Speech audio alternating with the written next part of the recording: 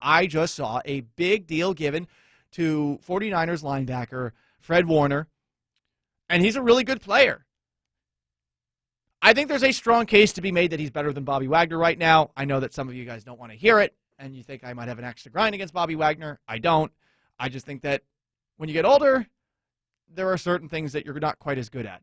And while I think that Bobby Wagner is fantastic when he is moving north or south towards the line of scrimmage, blitzing in particular, I think there are other elements where there's a little bit left to be desired. And I would say there were a couple of moments, whether it was against Wayne Gallman with the New York Giants or against Cam Akers and his torn Achilles with the Los Angeles Rams, where he looked a little flat-footed in the playoffs, maybe a little less aggressive.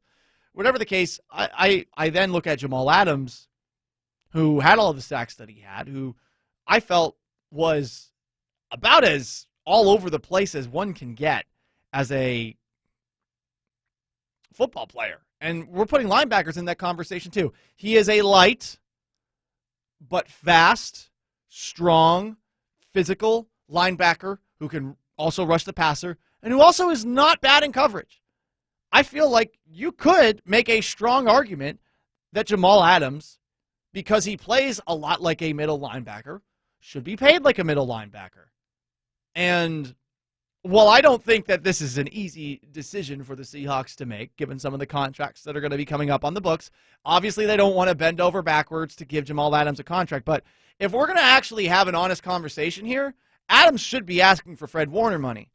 And the Seahawks, at the very least, I think they have to be willing to pay Jamal Adams more than Justin Simmons. Fred Warner's contract's 5 years, $95 million. Justin Simmons, the highest paid safety in the NFL for the Denver Broncos, his contract is 4 years and $61 million.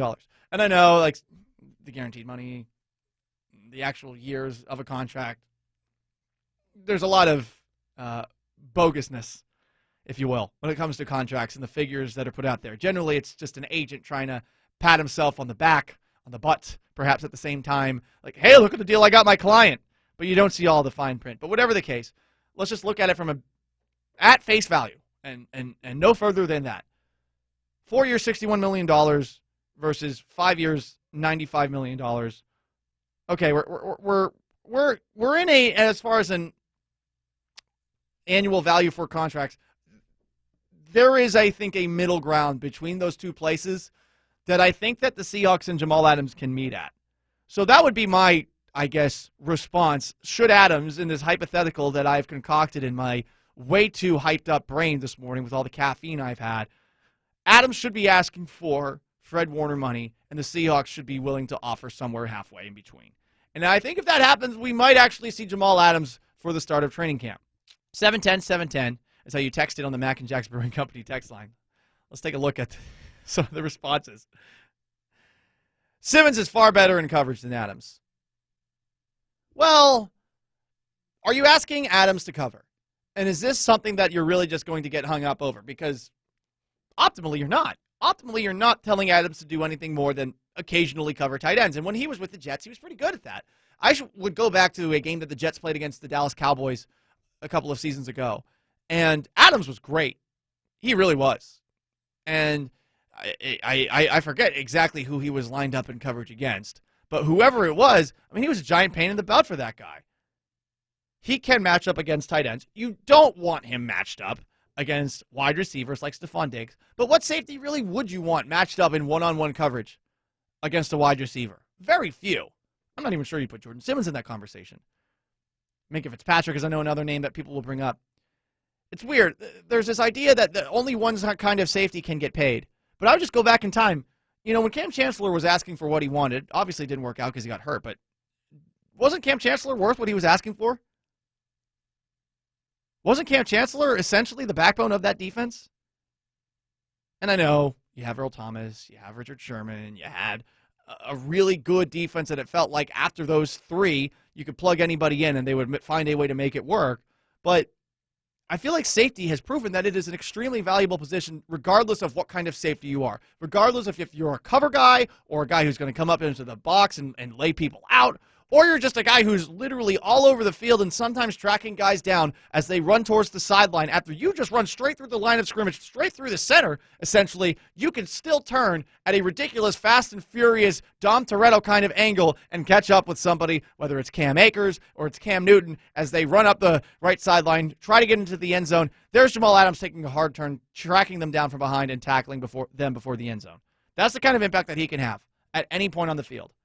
So I would do it. Text in 710-710. Completely agree. Wagner is slowed down in coverage, and Adams is a Polamalu type of defender. A major problem, and he's due the same as Warner, if not more. So you're on the same page as me. I think that being a Polamalu type is good. Now, it's different traditionally than an Ed Reed type, but would you not have said that during both of their heydays that both Troy Polamalu and Ed Reed, despite being completely different players, Ed Reed, the best center fielder that we've probably ever seen in the NFL. Troy Polamalu, maybe the most reckless player we've ever seen in the NFL, the biggest gambler, to sometimes the Steelers' detriment. They could not be they could not be more different.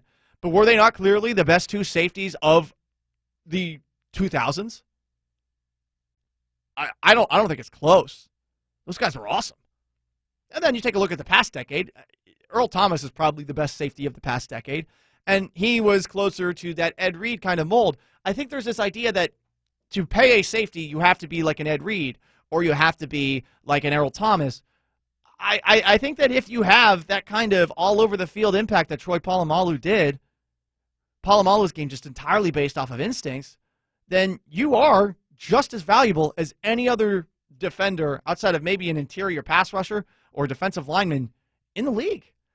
So if I'm Adams, that's what I'm looking for. And if you're the Seahawks, I mean, good luck not agreeing with him on that because he's a more impactful player.